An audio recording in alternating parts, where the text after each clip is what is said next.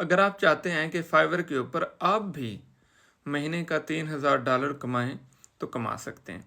ये मैंने आपको अपना अकाउंट शो करवाया हुआ है, $3236 जो एक मंथ में है। और आप टाइम भी दे सकते हैं, ये सुबह के 4 हो रहे हैं, 18 तारीख है, 18 फरवरी। और इस वक्त मेरे वॉलेट में भी आप देख सकते हैं तकरीबन 400-500 के करीब डॉलर ठहरे हुए हैं जो विदड्रॉ के लिए अवेलेबल हैं। बल्कि वॉलेट में विदड्रॉ के लिए जो अवेलेबल हैं आप ये देख सकते हैं 600 हैं। अब अगर मुझ जैसा अदना सा बंदा $3000-4000 पर मंथ कमा सकता है तो आप भी कमा सकते हैं। इसके लिए करना क्या है आपको, आप कमेंट में अपना कोई स्किल मेंशन करें। आप स्किल मेंशन करें, आप क्या काम कर सकते हैं, आपके पास क्या अवेलेबिलिटी है।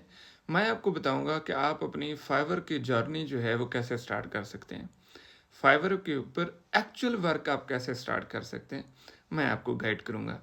आप जस्ट अपना स्किल कमेंट में मेंशन करें ताकि मैं नेक्स्ट वीडियो उसके ऊपर बनाऊं। सलामत रहें। पाकिस्तान जिंदाबाद।